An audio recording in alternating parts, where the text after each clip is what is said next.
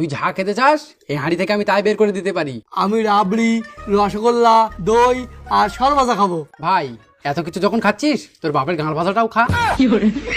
এত কিছু একসাথে নাচে এক এক কথা ফুল ব্যথা। আরে ভাই, বাপের কালে খেয়ে অভ্যেস নি তো, তাই লোভ সামলাতে পারিনি। ঠিক আছে, তবে তুই প্রথমে আমার লাড় খা। হ্যাঁ? না মানে প্রথমে তুই রাবড়ি খা।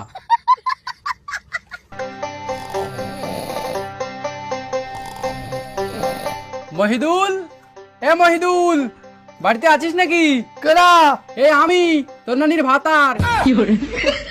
মামা এসে নাকি?